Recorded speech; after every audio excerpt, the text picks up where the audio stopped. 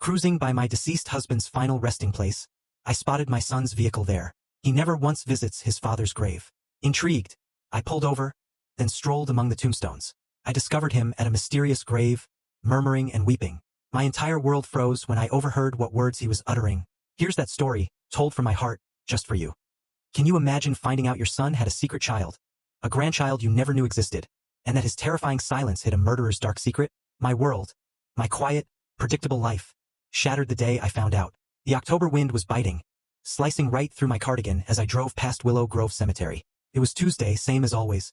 Twice a week, for 3 years now, I'd driven this exact route, like clockwork, to bring fresh flowers to Robert's grave. My late husband, he deserved that much, even if our 38 years together had been, well, more companionship than passion. The maple trees lining the cemetery's iron gates were just ablaze with autumn colors. Absolutely stunning. And I was actually mentally picking out the chrysanthemums I'd bring on Friday when I saw it. My son's black Honda Civic, parked there, near the east entrance. My foot eased off the accelerator. Albert never visited his father's grave. Not on the anniversary of Robert's death. Not on Father's Day. Not even when I explicitly asked him to come with me. I say my goodbyes in my own way, Mom, he told me countless times. His jaw would be tight with something I'd always interpreted as grief too painful to revisit. Robert's plot, you see, was on the west side, near the old oak tree. The east entrance? That led to the newer section. Plots purchased within the last decade. Why was Albert here? I pulled over, my hands trembling ever so slightly on the steering wheel. At 63, I'd learned to trust my instincts. And right then, something was screaming at me. Something was not right. My son, who claimed he couldn't bear the weight of cemetery visits, was here on a random Wednesday afternoon. His car was empty, the engine cold when I cautiously touched the hood after parking 2 rows back. I walked through the gates, staying close to the hedge line, like some amateur spy. The cemetery was almost deserted, just a groundskeeper on a riding mower way off in the distance. My sensible walking shoes made soft sounds on the paved path as I moved deeper into the newer section, scanning the rows of headstones. And then I saw him, Albert. He was standing before a gray granite marker, his tall frame bent forward, shoulders shaking. Even from 50 feet away, I could see he was crying. My son, the one who hadn't shed a single tear at his father's funeral, who maintained such careful control over his emotions that his own wife, Nicole, complained he was made of stone. He was sobbing, like a child. I ducked behind a large monument topped with a weeping angel, my heart hammering against my ribs. This wasn't grief for his father. This was something else entirely. Something raw. Something devastating. I'm so sorry. Albert's voice carried on the wind, broken and hoarse. Catherine, I'm so sorry. I should have fought harder. I should have stood up to him. I should have protected you. Catherine. I pressed my hand against the cold stone angel, just trying to steady myself. Who was Catherine? It's been 6 months. He continued, his voice cracking. 6 months since you left this world. And I still can't breathe, right? Nicole thinks I'm working late. Mom thinks I'm at the gym. Nobody knows I come here twice a week, talking to a piece of granite like it can bring you back. My mind raced. 6 months ago was April. Albert had been so distracted that spring, so distant. Nicole had mentioned he'd been stressed about work, but I'd sensed something deeper, something heavier. A mother just knows. Your father destroyed us. The bitterness in Albert's voice made me flinch. Franklin Stone, with his money, and his threats, and his perfect future son-in-law all picked out. He made sure I was nothing. Remember? Just some poor kid with big dreams and empty pockets. Not good enough for his daughter. Not worthy of the Stone name. Stone. The name hit me like a physical blow. Franklin Stone owned half of Millbrook County, the textile mills, the shopping centers, the new hospital wing. He sat on every board, chaired every committee, had dinner with senators and governors. And his daughter. I heard about the funeral, Albert whispered. I wanted to come, but how could I? Your husband was there, Richard Bradford, the man your father chose for you, the man you married instead of me. Everyone said what a devoted husband he was, standing there in his $1,000 suit, accepting condolences. Did they know? Did anyone know how miserable you were? I crept closer, moving from monument to monument like a spy in some absurd thriller. But this was real. This was my son, grieving a woman I'd never heard him mention, speaking of a past I knew nothing about. Albert dropped to his knees in the grass, and I heard him sob. I met him, your son. I saw him at the funeral from across the street. Catherine, he has your eyes, your beautiful eyes, and he's 5 years old. Exactly the age he'd be if... His voice broke completely. The world tilted. A 5-year-old son. The timeline crashed through my mind with brutal clarity. Albert had dated someone seriously about 6 years ago, before Nicole. He'd been devastated when it ended. Locked himself in his apartment for weeks. Lost 15 pounds. When he finally emerged, he refused to discuss it. Said only that it wasn't meant to be, and that we should never bring it up again. Within a year, he'd married Nicole. A perfectly suitable girl from a perfectly suitable family. A marriage that looked right on paper, but had always felt hollow to me. They won't let me near him, Albert said, his voice hardening now. Franklin made sure of that. Even with you gone, even with Richard Bradford acting like the grieving widower, your father controls everything. He's got custody of my son, Catherine, our son. And I can't do a thing about it because I have no proof. No legal standing. Nothing but this hole in my chest where my heart used to be. A sound escaped my throat. Half gasp, half cry. Albert's head snapped up. For a terrible moment, our eyes met across the rows of graves. His face went white, then red, then white again. Mom! I stepped out from behind the monument, my legs barely supporting me. Albert, I was bringing flowers to your father and I saw your car. How long have you been standing there? His voice was sharp, defensive. Nothing like the broken whisper of moments before. Long enough. My voice surprised even me with its steadiness. Long enough to know you have a son, my grandson. Long enough to know that Catherine has been dead for 6 months. Long enough to know Franklin Stone took something precious from you. Albert's face crumpled. He looked suddenly young, like the boy he'd been at 20, before life had taught him to hide everything behind a wall of careful composure. Don't, he said. Please, Mom, just don't. But I couldn't stop. 20 years as a librarian had trained me to gather information, to piece together stories from fragments. Why didn't you tell me? Why didn't you fight for him? With what? The desperation in his voice cut through me. Franklin Stone threatened to destroy me if I came near Catherine. He had investigators follow me. He made sure I lost my job at Patterson Engineering. He warned every company in 3 counties not to hire me. That's why I work in Hartford now, 60 miles away, the only place beyond his reach. And Catherine. She begged me to leave her alone, Mom. She said her father would make both our lives miserable. That she'd married Richard Bradford for security. For peace. She said the baby was Richard's. Even though I knew. But now she's gone, I said softly. And your son, Timothy? His voice broke on the name. She named him Timothy. Richard Bradford is raising him as his own. Franklin Stone is grooming him to be the next heir to the family empire. And I'm nobody. Just a mechanical engineer with no proof of paternity. No money for lawyers who could stand up to Stone's legal team. And a wife who doesn't even know this child exists. The pieces were falling into place with terrifying speed. Nicole doesn't know? How could I tell her? We were already engaged when I found out Catherine had a baby. I saw the announcement in the paper. Richard and Catherine Bradford welcomed their son, Timothy. The dates, God, Mom. The dates lined up perfectly with when Catherine and I were together. But she'd married Richard 4 months into the pregnancy. Quick, quiet ceremony. The society pages said it was an intimate family affair. I moved closer, my hand reaching for my son. Albert, if this child is yours, if... He laughed bitterly. I know he's mine. I feel it here. He pressed his fist against his chest. But feeling isn't proof. Franklin Stone made sure Richard Bradford's name is on the birth certificate. Made sure Catherine signed every document declaring Richard the father. Made sure I was erased from the picture completely. DNA testing, I said. That's scientific proof. That's undeniable. Which requires access to the child, Albert countered. Which requires filing a petition with the court, which requires a lawyer, which costs money I don't have. Not the kind of money needed to fight Stone's attorneys. They'd bury me in paperwork and motions and delays. And even if I somehow proved paternity, who do you think the courts would favor? A mechanical engineer making $80,000 a year? Or one of the wealthiest, most powerful families in New England? The wind picked up, scattering leaves across the graves. I looked at the headstone before us. Catherine Stone, beloved daughter, loving mother. 1988 to 2025. Until we meet again. She'd been only 37, younger than Albert by 2 years. How did she die? Car accident. Albert's voice was hollow. Single vehicle collision on Route 47 late at night.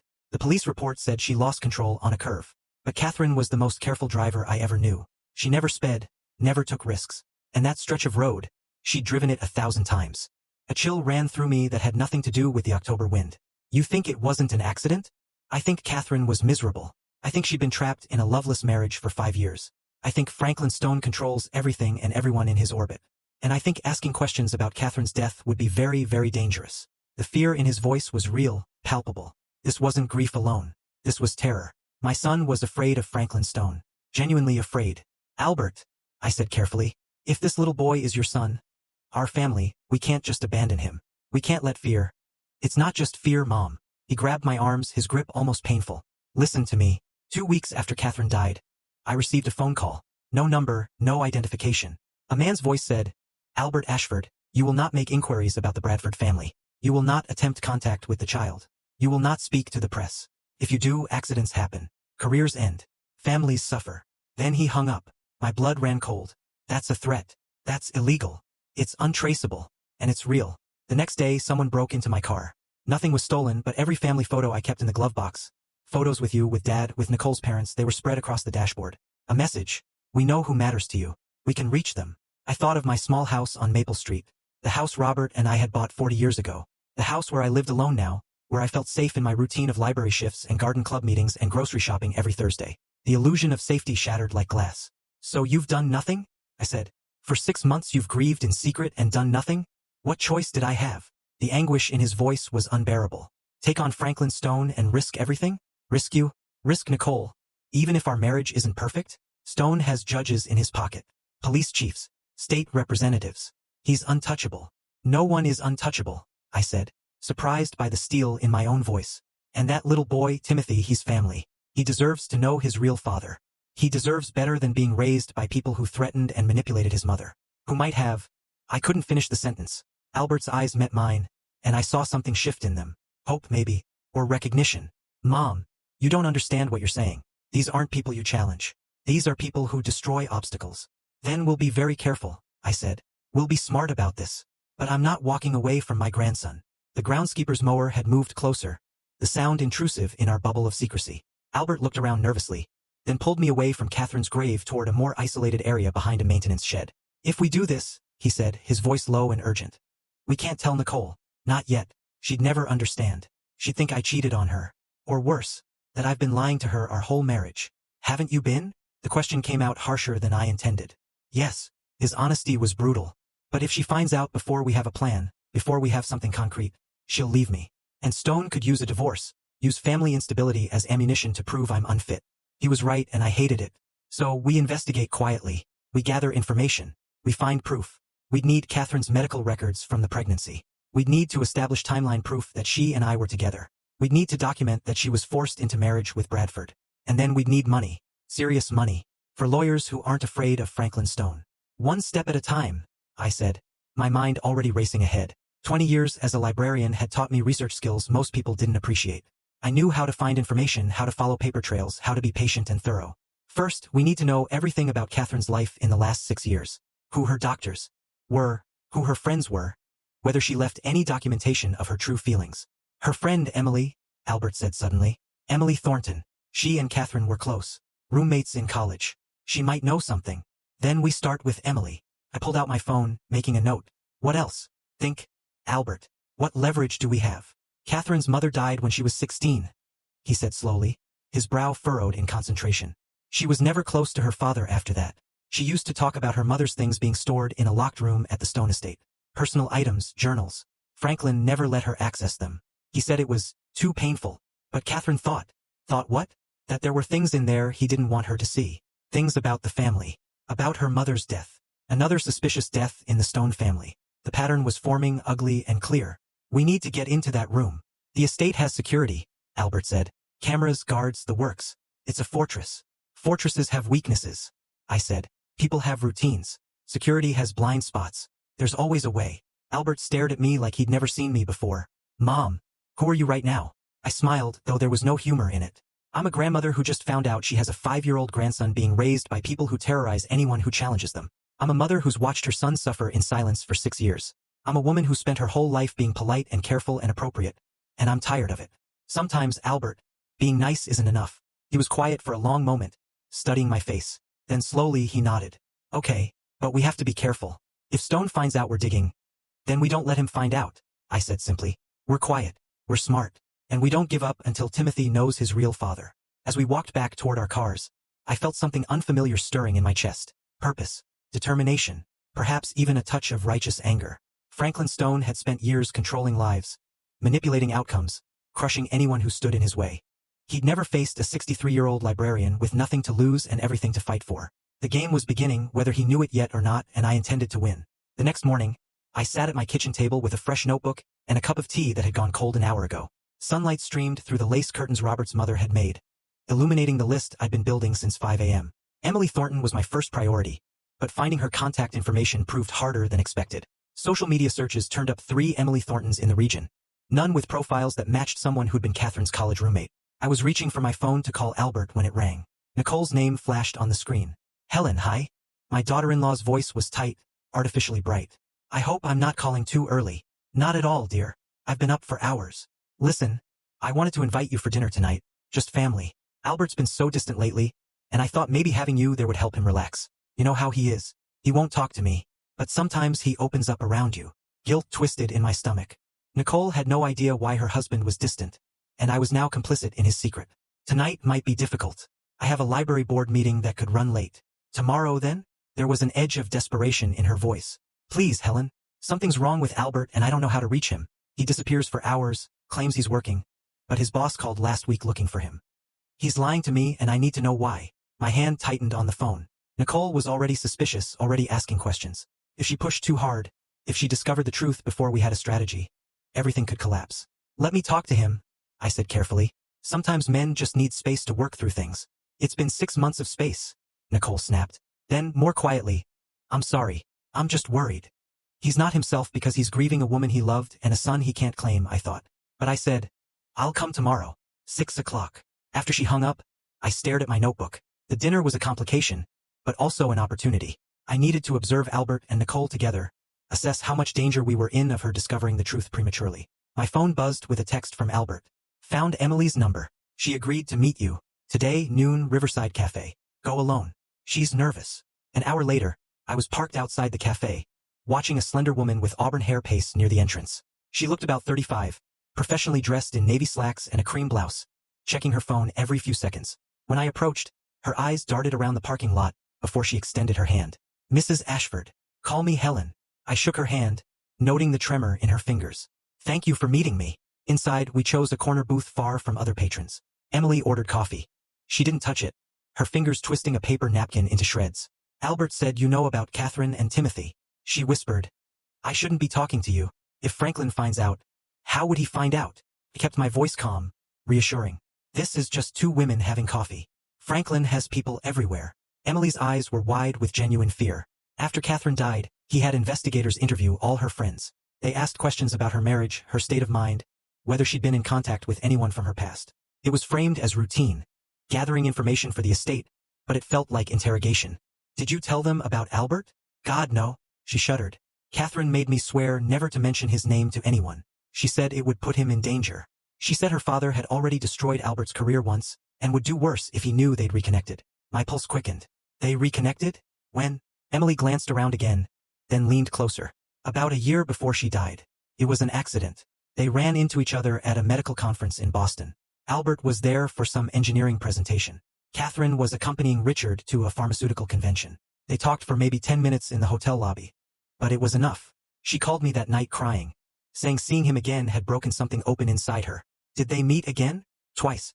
Once for coffee, once for a walk in a park in Hartford, somewhere far from Millbrook where no one would recognize her. She told him the truth about Timothy. She showed him pictures. Albert wanted to fight for custody, wanted to take it to court, but Catherine begged him not to. She said Franklin would bury him in legal fees and destroy what was left of his life. She said the only way Timothy would ever be safe was if Albert stayed away. The coffee in my stomach turned acidic. Safe from what?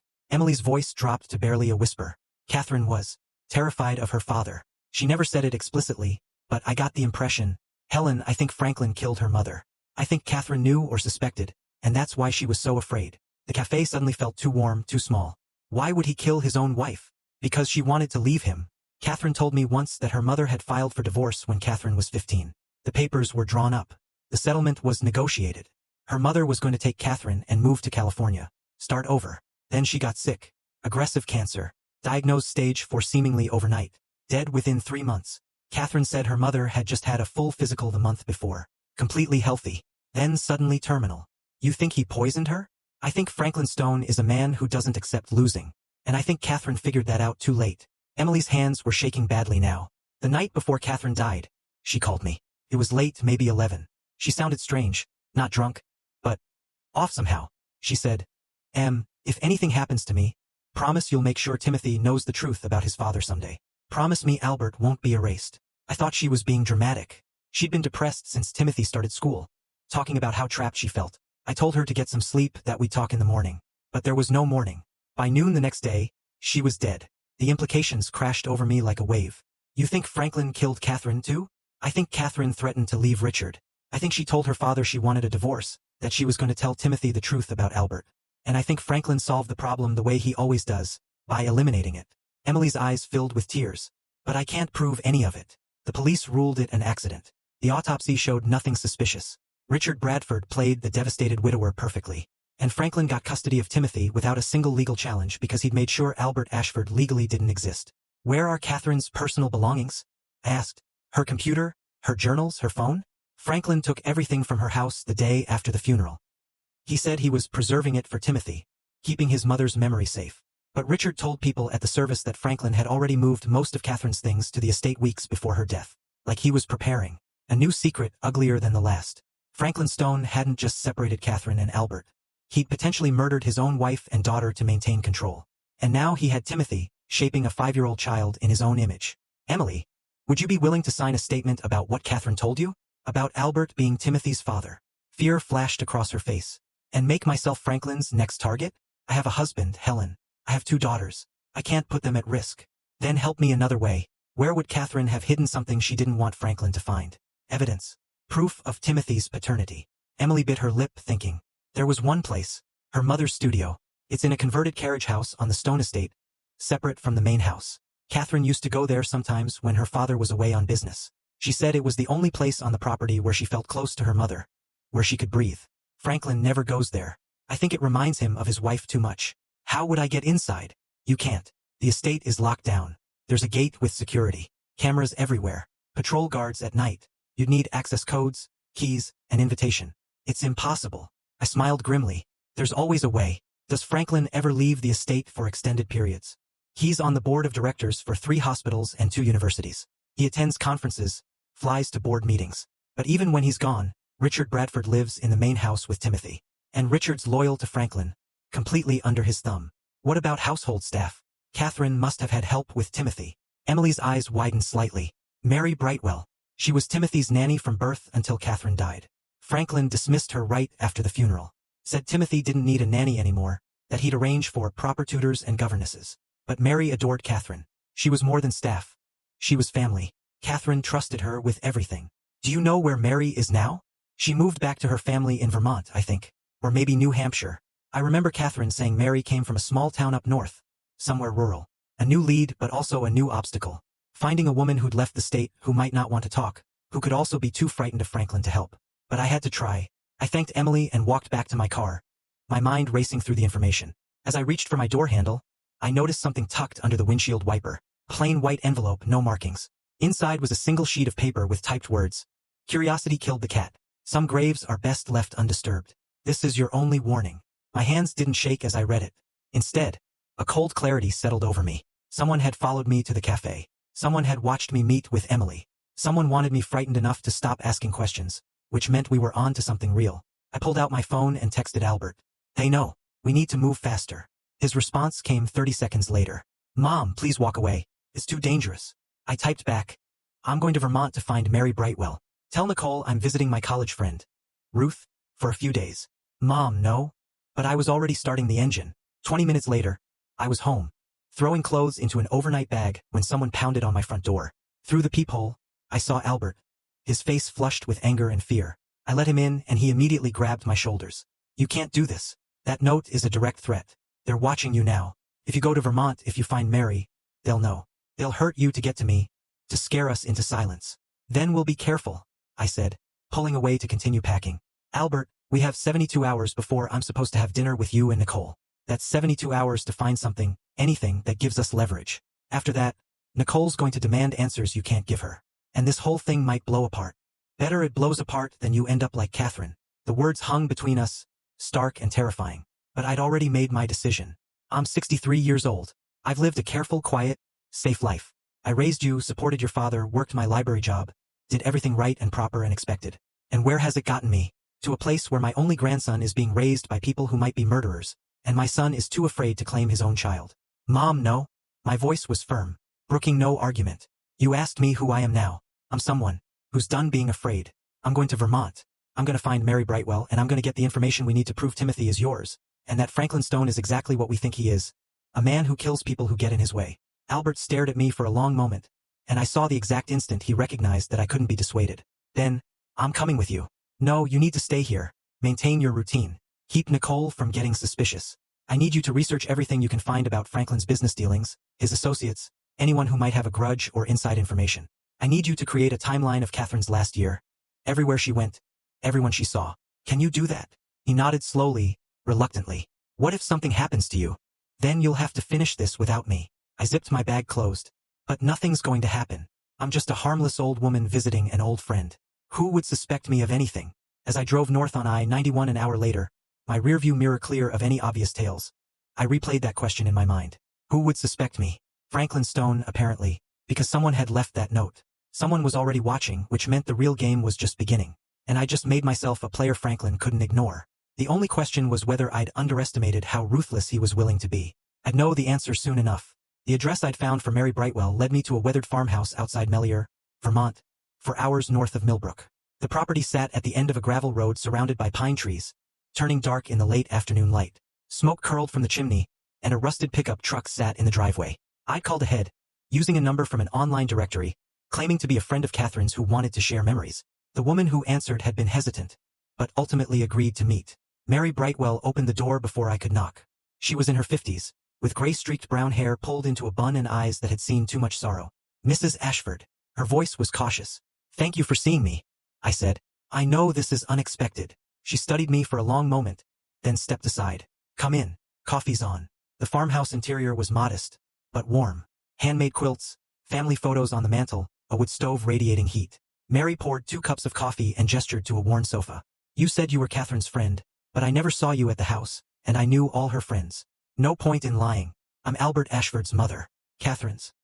The man she loved before Richard Bradford. Mary's cup froze halfway to her lips. Then slowly, she set it down. Albert, yes. She talked about him sometimes. When Mr. Stone wasn't around. She said he was the only man she ever really loved. Her eyes narrowed. Why are you here? Because my grandson is being raised by people who terrorized his mother. Because Albert has a right to his son. And because I think Franklin Stone murdered Catherine, just like he murdered his wife. I expected shock, denial, anger. Instead, Mary simply nodded. So, you know, the confirmation hit me like a physical blow. You believe he killed her? I know he did. Mary's voice was flat, resigned. Catherine told me 3 days before she died. She came to my quarters at the estate. It was late past midnight. She was terrified. She said her father had given her an ultimatum. Stay married to Richard and raise Timothy according to Franklin's vision, or lose her son entirely. He threatened to have her declared an unfit mother. Said he had doctors who'd testify she was mentally unstable, suicidal even. He'd fabricated a history of depression, had records altered, prescriptions issued under her name for medications she'd never taken. That's fraud. That's conspiracy. That's power. Mary's hands trembled as she picked up her coffee again. Franklin Stone owns people. Judges, doctors, police chiefs. Catherine knew if she fought him in court, she'd lose Timothy anyway and probably end up institutionalized. So she made a different plan. She told me she was going to run. She'd been secretly moving money into an offshore account for months. Small amounts Richard wouldn't notice. She had a friend in Canada who'd offered her a place to stay. She was going to take Timothy and disappear. My heart was racing. Did she tell Franklin? She must have, because 2 days later, she was dead. Mary's voice cracked. The police said she lost control on a curve, but Catherine drove that road every day. She knew every turn, every pothole. And the autopsy. She stopped, pressing her lips together. What about the autopsy? It showed high levels of sedatives in her system. The police concluded she'd been taking anti-anxiety medication, and it affected her driving. But Catherine didn't take medication. She was afraid of it. Afraid of being drugged and controlled. I'd bet my life those pills were forced on her or slipped into her food. Did you tell the police your suspicions? Mary laughed bitterly. The chief of police plays golf with Franklin Stone twice a month. The medical examiner's office received a $1 million donation from the Stone Foundation last year. Who was I going to tell? And what proof did I have except a late-night conversation and my gut feeling?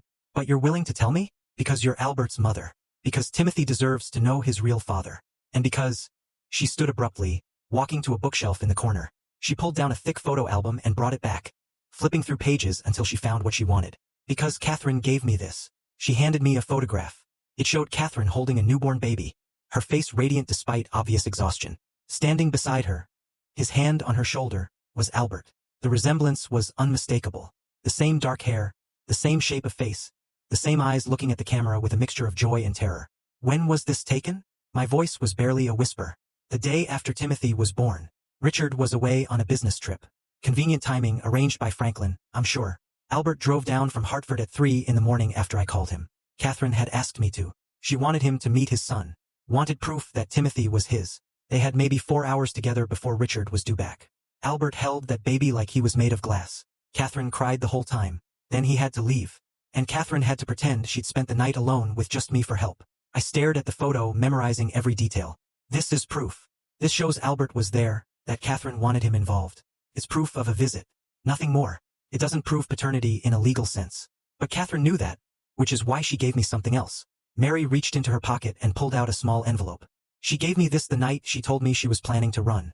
She said, "If anything happens to me, find Albert Ashford and give him this. Tell him Timothy needs to know the truth." My hands shook as I opened the envelope. Inside was a single sheet of paper, a handwritten letter in elegant script. "Albert, if you're reading this, I'm gone. I'm so sorry. I'm sorry I wasn't strong enough to stand up to my father 6 years ago. I'm sorry I let him bully me into marrying Richard. I'm sorry I stole 5 years of our son's life from you. Timothy is yours. He has your eyes, your smile, your gentle heart. Every time I look at him, I see the man I should have married. The life we should have had.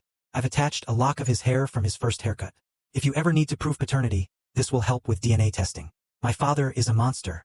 I finally admitted that to myself. He killed my mother when she tried to leave him. And he'll kill me too if I try to take Timothy away. But I have to try. I have to save our son from becoming another Franklin Stone. If you're reading this, it means I failed. It means my father won. Please don't let him win forever. Fight for Timothy. Love him. Tell him his mother loved him more than life itself. Tell him she tried. Forever yours, Catherine." Tears blurred my vision. The envelope also contained a small plastic bag with a lock of baby-fine dark hair, carefully preserved. "DNA evidence," I whispered. "This is what we need. It's also a death warrant if Franklin finds out it exists," Mary said quietly. "Catherine made me swear to keep it hidden until I could safely give it to Albert. That's why I moved back here. Why I've stayed off social media. Why I haven't contacted anyone from the estate. Franklin has people looking for anything Catherine might have left behind. He knows she was planning something. I think that's why he acted when he did." "How did you escape his notice?" "I didn't entirely. 2 weeks after I moved back here, someone broke into my house while I was at the grocery store. Nothing was stolen, but my bedroom had been searched. Drawers emptied, mattress moved, closet ransacked. A message, 'We know where you are. We're watching.' I've kept Catherine's letter and the photo at my sister's house in New Hampshire ever since. Only brought them back today because you were coming. A new obstacle. Franklin's reach extended even to rural Vermont. We weren't safe anywhere, but we had evidence now. Real evidence that could prove paternity and potentially implicate Franklin in murder. I need to get this to Albert immediately," I said. "And we need to file for a DNA test before Franklin realizes we have the hair sample. That will take a lawyer, a good one, who's not afraid of the Stone name." "I know. I've been thinking about this problem since leaving Millbrook. There's a firm in Boston, Patterson and Associates. They specialize in family law and custody battles. They represented a library colleague's daughter in a difficult case last year. I'll contact them tonight." Mary walked me to the door as evening shadows lengthened across the property. "Mrs. Ashford, be careful. Franklin doesn't just destroy careers and reputations. People who cross him have accidents, develop sudden illnesses, disappear. Catherine was his own daughter, and he killed her without hesitation. You're a stranger to him, which makes you even more expendable." "I'm also a 63-year-old librarian," I said. "Perhaps he'll underestimate me." "Don't count on it. Franklin underestimates no one." She hesitated, then added, "There's something else. The day before Catherine died, I overheard her on the phone. She was in the garden. Thought she was alone. She was talking to someone about documents, something about proof of what he did to Mother, and records that can't be altered. She said she'd hidden copies somewhere safe. Somewhere Franklin would never think to look. I don't know what documents she meant, or where she hid them. But if you can find them, they might prove he murdered his wife." The pieces were connecting with terrifying clarity. Where would Catherine hide something she didn't want found? "The carriage house," Mary said immediately. "Her mother's old studio. It's the only place on the estate Franklin won't enter. He can't stomach it. Too many memories, I suppose. Even guilt might affect him there. How would I get inside?" "You can't. Not while Franklin's alive and watching." She paused, biting her lip. "But there's a groundskeeper, Marcus Webb. He's worked on the estate for 30 years. He was loyal to Catherine's mother, and he hated seeing what Franklin did to Catherine. He has keys to the carriage house. If you could convince him to help." "How do I find him?" "He lives in a cottage on the estate grounds, but he drinks at Mickley's pub in Millbrook every Friday night. 9 o'clock, regular as clockwork. He's in his 60s. Gray beard. Always wears a Red Sox cap." I memorized the details, already planning. It was Wednesday evening. I had 2 days to get back to Millbrook, contact the lawyers, and approach Marcus Webb before my dinner with Albert and Nicole. The drive back south felt longer than the trip up. Catherine's letter sat in my purse, the words burning through the leather. A young woman, trapped and terrified, fighting the only way she could. And now her son was in the hands of her killer, being shaped into something Catherine had died trying to prevent. I called Albert from a rest stop. I have proof, I said without preamble. Catherine's letter, a hair sample for DNA testing, and a witness who will testify. She confessed her father's threats. The relief in his voice was palpable. Mom, that's incredible. That's enough. It's not enough yet, I interrupted. We need the documents Catherine hid. Evidence about Franklin killing his wife. That's what will destroy him completely. What will ensure he can never threaten us or Timothy again. How do we get documents from inside the estate? I'm working on that. But Albert, there's something you need to know. Catherine wrote that letter knowing she was going to die. She believed your father would kill her if she tried to take Timothy and run. She was right. The silence on the other end stretched painfully long. Finally, Albert said, his voice thick with emotion. I could have saved her if I'd fought harder 6 years ago. If I'd refused to let Franklin intimidate me. Then you'd probably be dead too, I said bluntly. Franklin Stone eliminates threats. You staying alive, staying free. That was Catherine's choice. She wanted you safe so you could eventually fight for Timothy. Don't dishonor her sacrifice by drowning in guilt. Honor it by winning. Mom, when did you become so what? So fierce. I smiled grimly at my reflection in the rest stop window. When someone threatened my family. Now listen carefully. Tomorrow morning I'm meeting with Patterson and Associates in Boston. I need you to get me every document you have establishing your relationship with Catherine. Emails, photos, receipts from your Hartford meetings, anything. I also need you to write a detailed statement about your relationship timeline, including the conference where you reconnected. Can you do that without Nicole knowing? I'll figure it out. But Mom, even with Catherine's letter and the DNA evidence, Franklin will fight this with everything he has. The custody battle could take years. Only if we play by normal rules, I said. But I'm done playing by rules designed to protect men like Franklin Stone. We're going to hit him from every angle at once. Legal action, public pressure, and evidence of murder. We're going to destroy his reputation so completely that no judge will dare rule in his favor. That's dangerous. That makes us dangerous too. I finished. Good. Let him be afraid for once. Let him feel what Catherine felt. What you felt. What Timothy feels every day in that house. I hung up and stared at the darkening highway ahead. Somewhere in Millbrook, Franklin Stone sat in his mansion, confident in his power, certain he'd eliminated every threat to his control.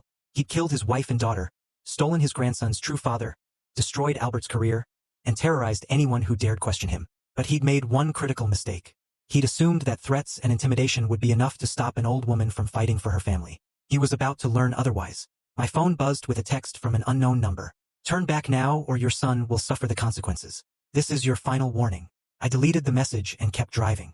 They thought fear would stop me. They thought their threats would work. They'd underestimated how far a grandmother would go to protect her grandson. And that miscalculation was going to cost Franklin Stone everything. The offices of Patterson and Associates occupied the 15th floor of a glass tower in downtown Boston. Thursday morning, I sat across from Jennifer Patterson herself, a sharp-eyed woman in her 40s with steel-gray hair and a reputation for taking on impossible cases. I'd laid out everything. Catherine's letter, the hair sample, Albert's testimony, Mary Brightwell's willingness to testify, and my suspicions about Franklin's involvement in 2 murders. Jennifer studied the documents spread across her conference table, her expression unreadable. Finally, she looked up. This is compelling evidence for a paternity claim. The letter, combined with DNA testing, would likely establish Albert as Timothy's biological father. However, she paused and I braced myself. Franklin Stone is one of the most powerful men in New England. Fighting him in court will require substantial resources. My retainer alone is $50,000, and the case could easily cost $300,000 or more if it goes to trial. The number hit me like cold water. I don't have that kind of money. I assumed as much, which is why I'm going to be honest with you, Mrs. Ashford. Even with solid evidence, custody battles against wealthy, connected defendants are brutal. Franklin will hire a team of attorneys who will drag this out for years. They'll attack Albert's character, question his stability, paint him as a deadbeat father who abandoned his child. They'll use his marriage to Nicole against him, claim he's hiding a secret child from his wife, suggesting dishonesty and instability. And Franklin has the resources to keep Timothy tied up in legal limbo until he's 18. So, you're saying we can't win? I'm saying winning requires more than just being right. It requires leverage. Jennifer leaned forward, her voice dropping. You mentioned documents Catherine supposedly hid. Evidence about Franklin murdering his wife. If those documents exist and you can obtain them, that changes everything. That's not just custody evidence. That's criminal evidence. That's leverage powerful enough to force Franklin to the negotiating table. But obtaining them means breaking into the Stone estate, which I cannot and will not advise you to do, Jennifer said carefully. However, if such documents were to anonymously appear, if they were to be verified and turned over to appropriate authorities, Franklin would be facing prosecution for murder. In that scenario, a custody judge would be highly unlikely to award custody to a man under criminal investigation. Timothy would likely be placed with next of kin, which would be Albert. I understood what she wasn't saying directly. How long do I have before you need a decision about representation? Take the weekend. But, Mrs. Ashford, understand what you're considering. Breaking into private property is a felony. If you're caught, you could face jail time. And if Franklin realizes what you're attempting before you succeed, he won't call the police. He'll handle it his way. Catherine's car accident won't be the last unfortunate incident. As I left her office, my phone rang. Albert's name flashed on the screen. Mom, where are you? Boston. I just met with the lawyer. You need to come home right now. His voice was tight with panic. Nicole knows something's wrong. She showed up at my office an hour ago, demanding to know why I've been so distant. I tried to put her off, but she found the timeline I wrote for you. I'd left it on my home desk. I thought she was working late, but she came home early and saw it. My stomach dropped. What exactly did the timeline say? Everything. Catherine's name, the dates we were together, the conference where we reconnected, the fact that I believe Timothy was my son. Mom, Nicole thinks I've been having an affair for years. She thinks Timothy is the result of me cheating on her. She's furious and heartbroken, and she's threatening to file for divorce. This was the obstacle I'd feared, the complication that could unravel everything. Where is she now? At her mother's house. She won't answer my calls. Her mother called me a liar and a cheat and said Nicole deserves better. If she files for divorce, Franklin's lawyers will use it against me. They'll say I'm unstable, that my marriage is falling apart, that I'm an unreliable father figure. Then we need to talk to Nicole before she does something irreversible. We need to tell her the complete truth. She won't listen to me. But Mom, she might listen to you. She respects you. If you could explain. I'll be there in 2 hours. I was already heading for my car. Text me her mother's address. And Albert, prepare yourself. Once we tell Nicole everything, there's no going back. She'll either stand with us or against us. And if it's against us, this gets much harder. The drive back to Millbrook felt endless. I used the time to rehearse what I'd say to Nicole, how I'd frame Albert's choices in a way that wouldn't sound like excuses. But the truth was messy and complicated, full of compromises and secrets that couldn't be easily explained. Nicole's mother, Virginia, answered the door with a face like stone. Helen, I suppose Albert sent you to make excuses for him. I came to explain what Virginia doesn't understand yet, I said calmly. May I speak with Nicole? I don't think. Mom, let her in. Nicole appeared behind her mother, her eyes red and swollen from crying. She looked exhausted, betrayed, and furious all at once. I want to hear what possible explanation there could be for my husband having a secret child he's been obsessing over for months while lying to my face. We sat in Virginia's formal living room, the air thick with tension. Nicole clutched a crumpled tissue, her wedding ring catching the light as her hands twisted in her lap. I took a deep breath and began. I told her everything. About Catherine and Albert's relationship 6 years ago. About Franklin Stone separating them through threats and intimidation. About Catherine's forced marriage to Richard Bradford. About Albert discovering Timothy's existence only after Catherine was already married and pregnant. About the threats that had destroyed Albert's career and kept him away. About Catherine's death and the evidence suggesting murder. Nicole listened in silence, her expression shifting from anger to shock to horror as the story unfolded. When I finished, she sat frozen for a long moment. You're telling me, she said slowly, that Albert has been secretly mourning a dead woman and grieving a son he can't claim, and he never thought to tell me, his wife? He was trying to protect you, I said. Franklin Stone threatened to destroy everyone Albert cared about. By keeping you ignorant. Albert thought he was keeping you safe. Safe from what? From the truth? From having a choice about whether I wanted to be married to a man with a secret child. Nicole's voice rose. Do you have any idea how humiliating this is? Finding out my husband has been visiting another woman's grave. That he has a son with someone else. That our entire marriage has been built on lies. Not lies, I said. Omissions. Painful omissions made under duress. That's a fancy way of saying lies. Nicole stood abruptly, pacing to the window. And now what? You want me to accept this? To help Albert fight for custody of a child that isn't mine? To go up against some powerful family and risk everything we've built? I want you to understand that Albert loves you, I said quietly. But he also loves his son. Those two things don't cancel each other out. Don't they? Nicole whirled around, tears streaming down her face. Because it feels like I've been competing with a ghost for 2 years. It feels like I was never really his first choice. Just the safe option after Catherine was out of reach. Tell me I'm wrong, Helen. Tell me Albert married me because he loved me. Not because he was trying to forget someone else. Couldn't. The truth was written on my face. And Nicole saw it. She made a sound halfway between a laugh and a sob. That's what I thought. Nicole, please, I said. Albert needs you right now. Timothy needs you. That little boy is being raised by people who murdered his mother. He deserves to know his real father, to be safe and loved. Regardless of how Albert's relationship with you began, you can choose now to be part of something important. You can help save a child. Or I can walk away from this disaster and save myself. Nicole grabbed her purse from the sofa. I need time to think. I need time to figure out if I can forgive Albert for this. If I can live with being second choice. If I can accept a stepson who will always remind me that my husband loved someone else first and more deeply. If you walk away now, Virginia interjected coldly, you're giving up on your marriage without fighting for it. Is that the woman you want to be? Is it wrong to want a husband who's honest with me? Nicole shot back. Is it wrong to want to be someone's first priority for once? She looked at me, her expression hardening. I won't stand in Albert's way. I won't sabotage his custody case, but I won't help either. I need distance from this, from him, from all of you. She left, the front door closing with quiet finality. Virginia stood slowly, her mouth tight. You've made a mess of my daughter's life. Franklin Stone made this mess, I corrected. And you're just trying to clean it up by destroying my daughter's marriage in the process. Virginia walked to the door, holding it open. Get out of my house, Helen. And tell your son that Nicole will be staying here until she decides what to do. If he tries to contact her before she's ready, I'll make sure she files for divorce immediately and testifies against him in any custody hearing. Are we clear? Crystal clear. We'd lost a potential ally and gained an active obstacle. Nicole's testimony about Albert's secrecy and emotional distance could devastate our custody case. And if she filed for divorce, it would paint Albert as unstable and dishonest. Exactly the narrative Franklin's lawyers would exploit. I called Albert from my car. She needs time. We have to give it to her. Mom, we don't have time. Tomorrow night is dinner, and now Nicole won't be there. That's going to raise questions with everyone else. And without Nicole's support, the lawyers will have to work harder. I interrupted. We'll figure this out. Right now, I need you to focus on something else. Tomorrow is Friday. Marcus Webb drinks at Mickley's pub at 9 o'clock.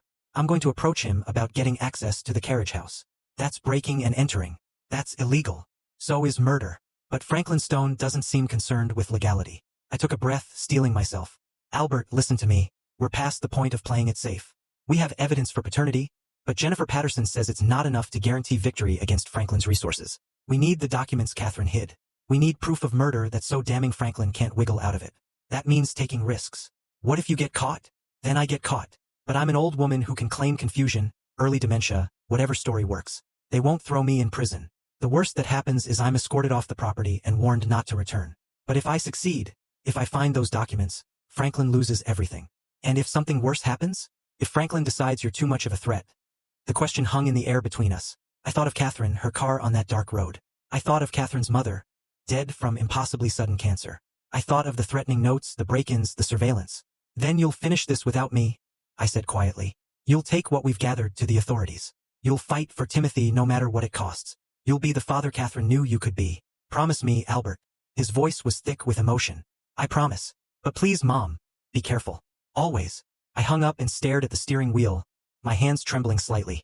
For the first time since discovering Albert at the cemetery, genuine fear crept through my determination.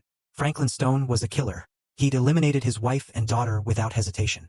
What would he do to a meddling grandmother who threatened to expose him? My phone buzzed with a text from an unknown number. Against my better judgment, I opened it. The message contained a single photo. My house, taken from across the street. My car in the driveway. My front door clearly visible. No words, just the image. The meaning was clear. We know where you live. We can reach you anytime. A second text followed. Last chance. Walk away or face consequences. I stared at the photo, my heart pounding. They were escalating, moving from vague threats to direct intimidation. This was the moment where a reasonable person would go to the police, would step back and let authorities handle it. But authorities hadn't helped Catherine. They'd written her death off as an accident, ignored evidence, accepted Franklin's narrative. The police chief played golf with Franklin twice a month. The medical examiner's office was funded by Stone donations. There was no help coming. There was only me, Albert, and whatever courage we could muster. I texted back, wrong answer. See you soon. Then I blocked the number and drove home. Tomorrow night, Marcus Webb would either help me access the carriage house or I'd find another way. But one way or another I was getting those documents. Franklin Stone had spent decades building his fortress of power, confident no one would dare challenge him. He was about to learn that the most dangerous opponent isn't always the strongest or the richest or the most connected. Sometimes it's the one with nothing left to lose and everything to fight for. And I was exactly that person. Mickley's pub was exactly the kind of working-class establishment I'd expected. Dark wood, older clientele, a jukebox playing classic rock. Friday night at 9 o'clock, I spotted Marcus Webb immediately. Gray beard, red Sox cap, sitting alone at the end of the bar, nursing a beer. I took the stool beside him and ordered a ginger ale. Marcus Webb. I kept my voice low. He turned slowly, his weathered face weary. Do I know you? No, but I knew Catherine Bradford. Or rather, Catherine Stone.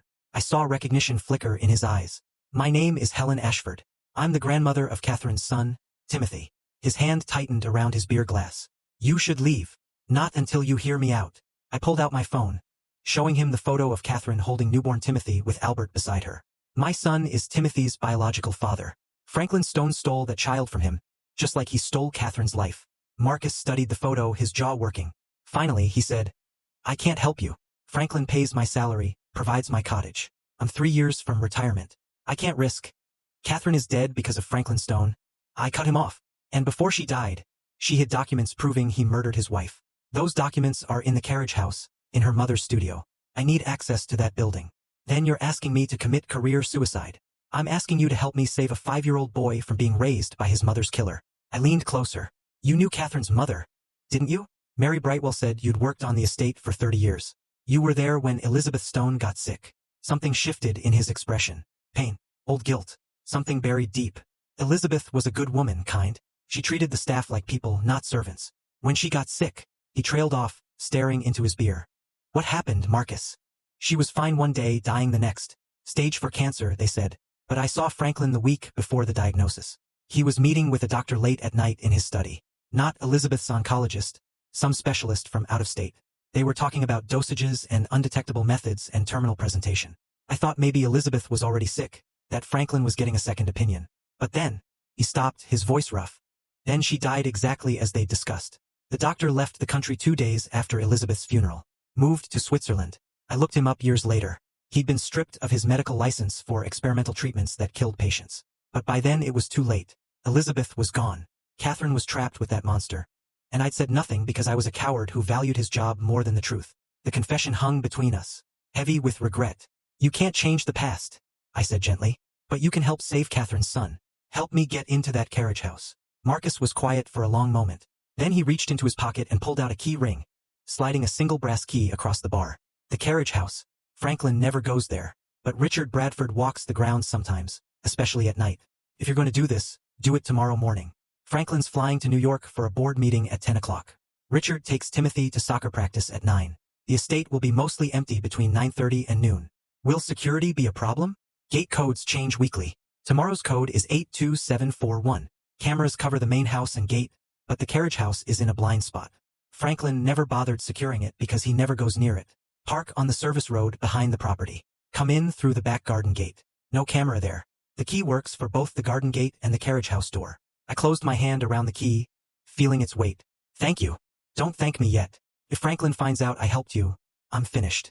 And Mrs. Ashford. His eyes met mine, haunted. Be careful what you find in there. Catherine's mother kept journals.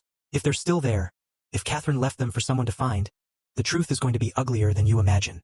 I left the bar with the key burning in my pocket and drove home through streets that suddenly felt full of watching eyes. My house was dark, exactly as I'd left it. I checked every room, every window lock, every door. Nothing disturbed, but I couldn't shake the feeling of being observed. At midnight I called Albert. I have access to the carriage house. Tomorrow morning, between 9:30 and noon. Mom, please let me come with you. No. If we're both caught, Timothy loses both his father and grandmother. You need to stay visible. Maintain your alibi. Go to work. Be seen. Make sure there's no question about where you were. I paused. And Albert, if something happens to me tomorrow, everything I've gathered is in a safe deposit box at Millbrook Savings Bank. Box 247. The key is taped under the false bottom of my jewelry box. Jennifer Patterson has instructions to access it if I don't check in by tomorrow evening. You planned for this? His voice was a mixture of fear and awe. Of course I did. Did you think I was walking into this blindly? I smiled despite the tension. I'm a librarian, Albert. We plan. We organize. We prepare for every contingency. Now get some sleep. Tomorrow we either win or we lose. But either way, this ends. The next morning dawned gray and cold. I dressed in dark, practical clothes.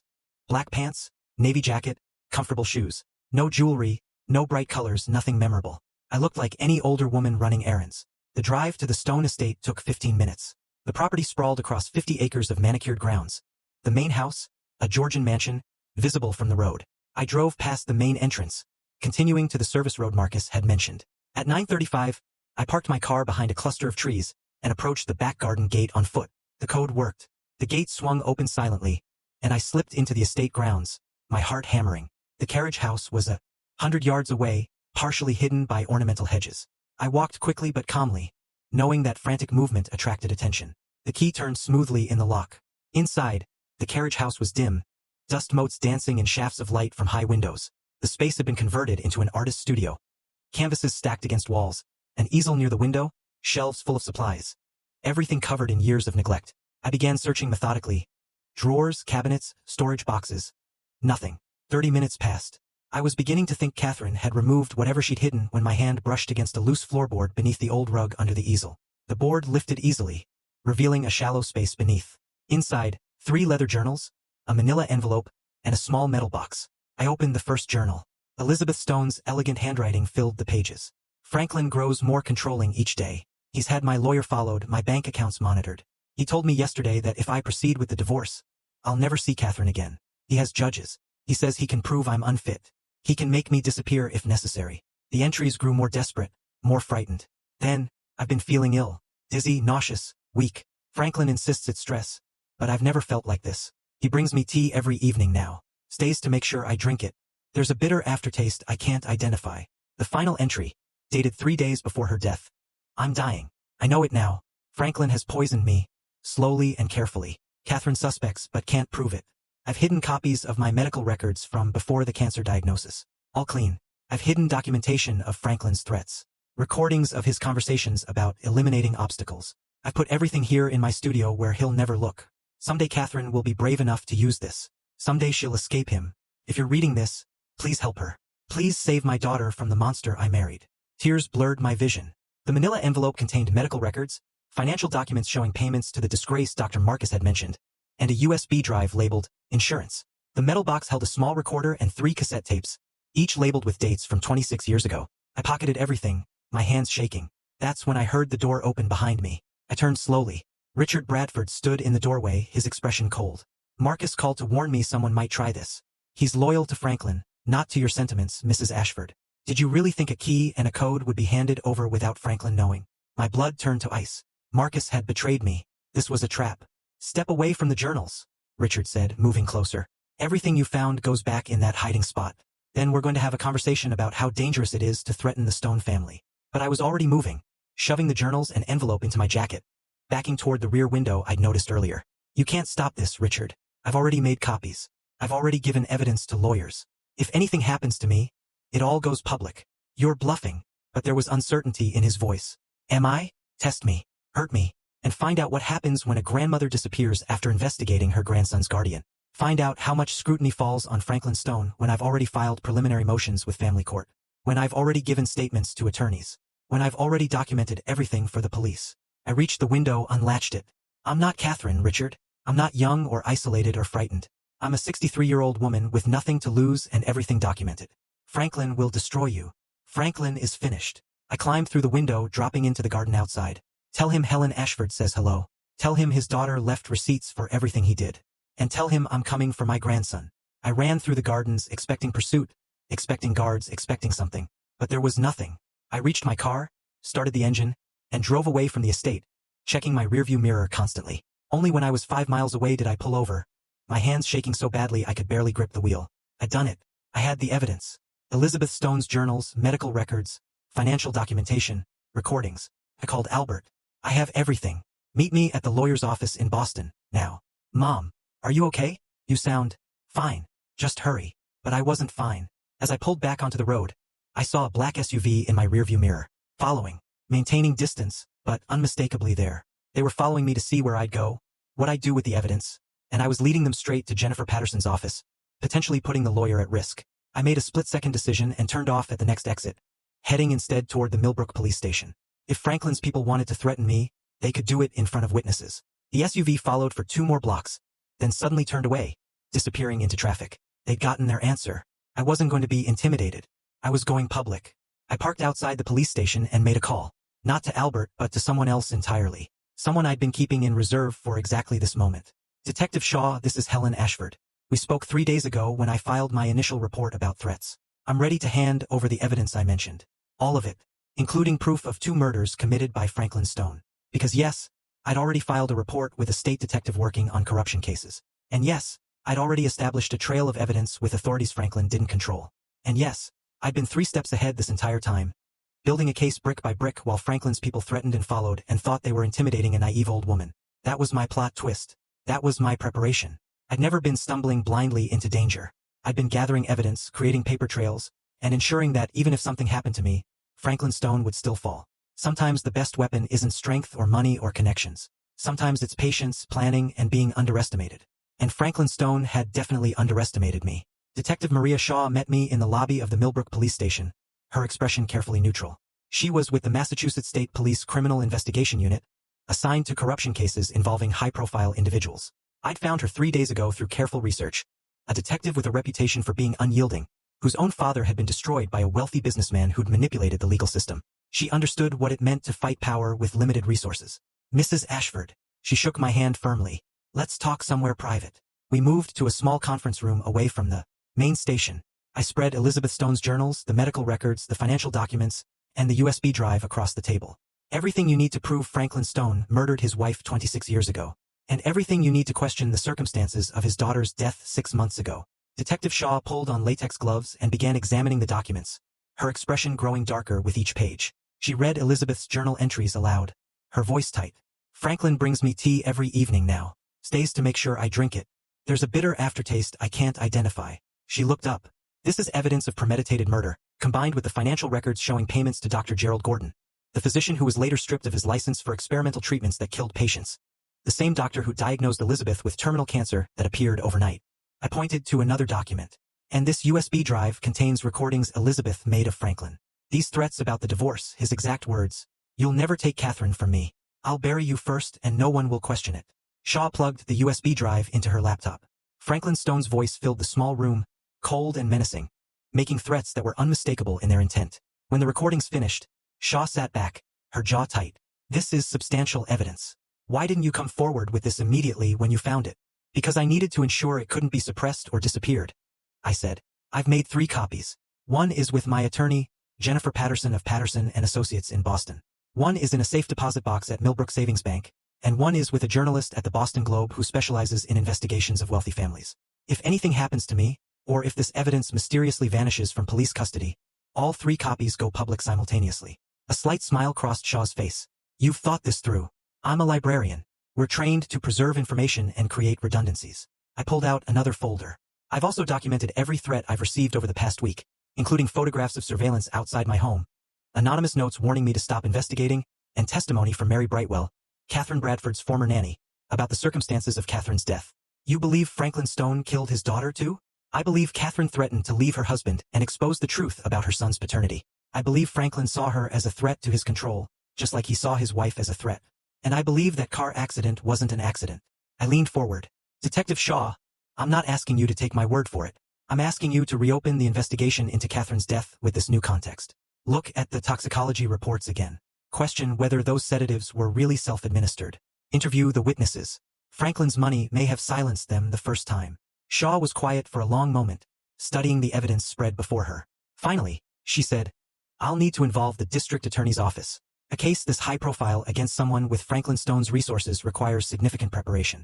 We'll need to verify the authenticity of these documents, get expert testimony about the recordings, potentially exhume Elizabeth Stone's body for a new autopsy. How long will that take? Months, possibly. Building a murder case against someone who committed the crime 26 years ago isn't quick or easy, and Franklin will hire the best defense attorneys money can buy. But you'll pursue it. Mrs. Ashford, if this evidence is authentic, and preliminary examination suggests it is, then Franklin Stone is a serial killer who's been protected by wealth and influence for decades. Yes, I'll pursue it. I'll pursue it until he's in prison or I've exhausted every legal avenue. Her eyes met mine. But I need to warn you, this will get ugly. Franklin will attack your credibility, your son's character, your family's reputation. He'll claim you manufactured evidence, that you're a vindictive woman trying to steal his grandson. The media will be brutal. Let them come, I said calmly. The truth is the truth, regardless of how many lawyers try to obscure it. We spent the next 2 hours going through every detail, with Shaw photographing documents and recording my statement. When we finished, it was past 2 o'clock. My phone showed 17 missed calls from Albert. I called him back from the parking lot. It's done. The state police have everything. Mom, thank God. I've been terrified. Nicole called me an hour ago. Franklin Stone showed up at her mother's house. He tried to talk to her, said he wanted to clear up misunderstandings about the family situation. Nicole's mother threw him out, but he left his card and said Nicole should call him if she wanted to know the real truth about Albert. A chill ran through me. Franklin was already moving, already trying to turn Nicole into a weapon against us. What did Nicole say? She called me to warn me. She said she's still angry, still processing everything, but she doesn't trust Franklin. She said, any man who shows up uninvited at someone's home to manipulate a marital situation is creepy and controlling. Her words, not mine. A small victory. Nicole wasn't on our side yet, but she wasn't on Franklin's either. That's something. What about Timothy? Have you had any contact? No, but Richard Bradford called my office this morning. He said Franklin wants to arrange a meeting. Neutral ground. Both families present to discuss the situation like civilized people. He suggested next Friday at the Stone estate. Absolutely not, I said immediately. That's Franklin's territory. He controls everything there. If we meet him, it's in public, with witnesses, with our attorney present. Jennifer Patterson agreed to represent us, Albert said. I called her this morning and told her we'd found the evidence you went after. She said she'd take the case for whatever we could afford, that bringing down Franklin Stone was worth more than money. She's drafting a petition for paternity testing and filing it with family court on Monday. Things were moving fast now, pieces falling into place, but we were still vulnerable. Franklin knew we had evidence, knew we'd gone to the police. He was cornered, and cornered predators were the most dangerous. Albert, listen carefully. For the next few weeks, you don't go anywhere alone. You vary your routes to work. You install security cameras at your apartment. You document everything, every phone call, every encounter, every threat. Understand? You think he'll come after me? I think he'll try to intimidate you into dropping the paternity claim. And if intimidation doesn't work, I didn't finish the sentence. We both knew what Franklin was capable of. That evening, I sat in my kitchen with a cup of tea. Catherine's letter spread on the table before me. I hope you're at peace now, I whispered to the empty room. I hope you know we're fighting for Timothy, that we're not letting your father win. My doorbell rang at 7 o'clock. Through the peephole, I saw Nicole standing on my porch, alone. I opened the door cautiously. May I come in? Her voice was subdued. None of the anger from our last meeting. I stepped aside, and she entered, looking around my small house like she was seeing it for the first time. We'd had dinners here, holiday gatherings, but she'd never really looked before. Now she studied the photos on the walls. Albert as a child, Robert and me on our wedding day, family moments spanning decades. I've been thinking, Nicole said finally, sitting on my sofa, about everything you told me, about Catherine and Franklin and Albert's choices. And I realized something. I've been making this about me, about my hurt feelings, my sense of betrayal.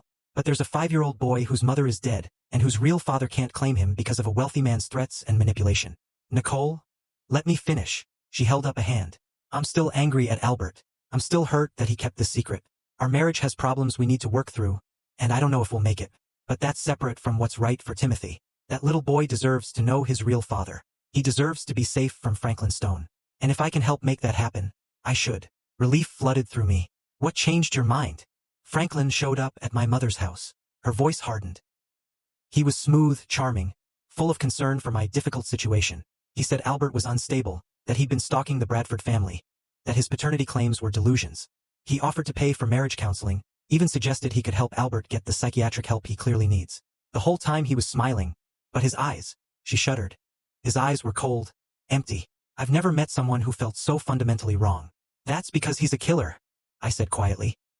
He murdered his wife and daughter, and he'll kill anyone else who threatens his control. I believe you. Nicole looked at me directly. So, what do you need from me? Testimony that Albert is stable, employed, capable of being a father.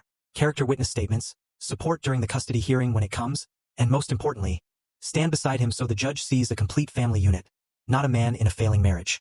I can do that, she paused. Helen, I need you to understand something. I'm doing this because it's right, not because Albert and I are fixed.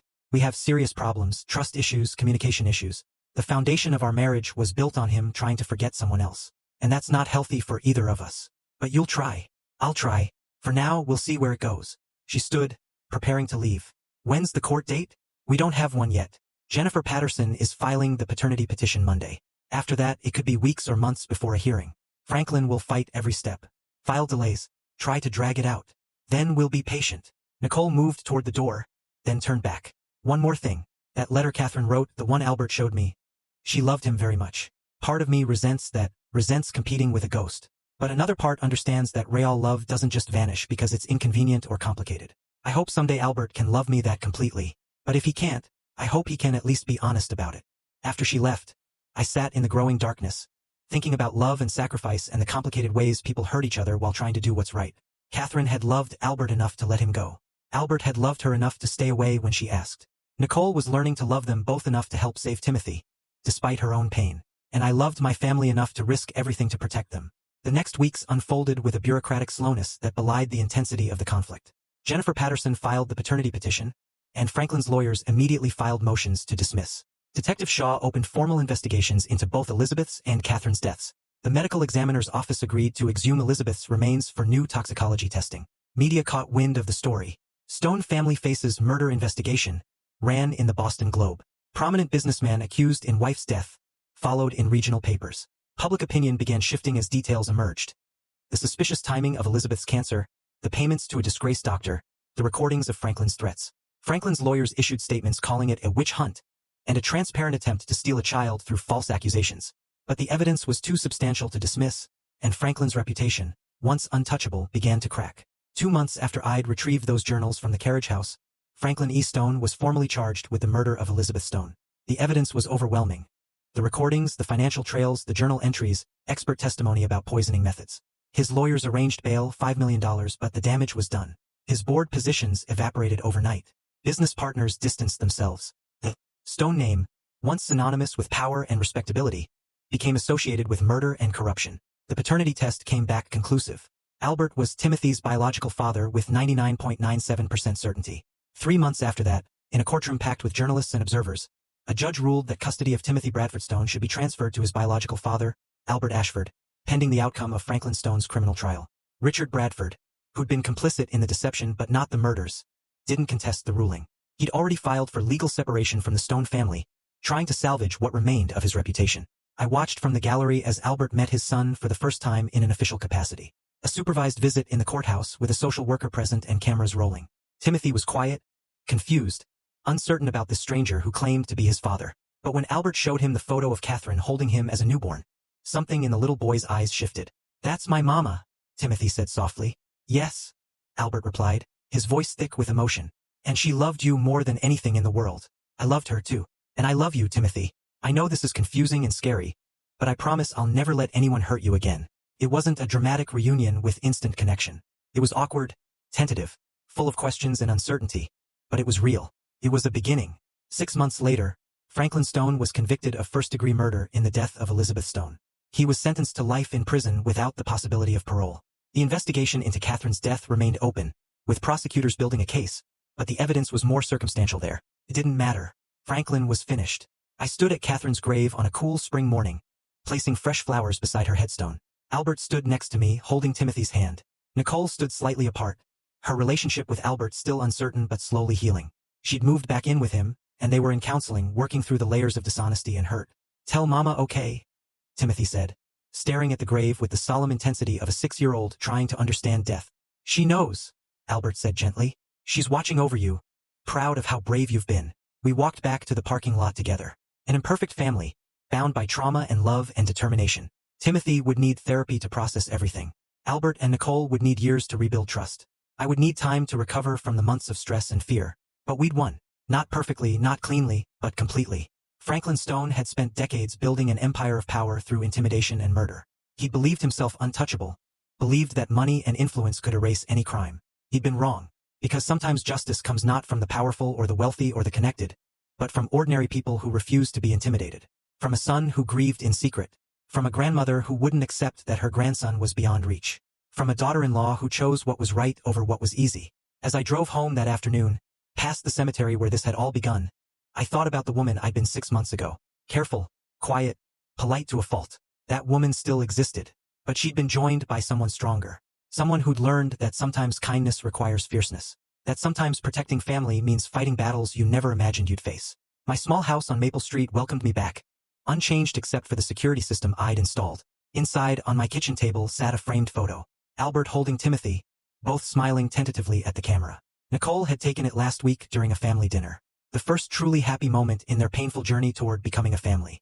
Beside it sat Catherine's letter, preserved in a glass frame. Someday, when Timothy was older, he'd read his mother's words and understand the sacrifice she'd made, the love that had driven every impossible choice. And he'd know that his grandmother had fought for him, that his father had never stopped loving him. That family meant never giving up, no matter how powerful the enemy or how impossible the odds. The evening sun streamed through my lace curtains, warming the kitchen where I'd planned this entire campaign. Robert's mother's handiwork, 40 years old, still beautiful. Some things endured, some things were worth fighting for, and some battles against all odds were worth winning. I made myself tea and opened a new book, content in the knowledge that Timothy was safe, that justice had prevailed, and that sometimes the most dangerous opponent really is the one with nothing to lose and everything to fight for. Franklin Stone had learned that lesson too late, and I had learned that age wasn't weakness. It was wisdom, patience, and the accumulated strength of a lifetime of love. That was enough. That was everything. Have you ever faced a moment in your life where you realized you had to fight for something, even if it meant becoming someone entirely new? I'd love to hear your thoughts on this story and what you would have done in my shoes. Leave a comment below, I really want to know what you think.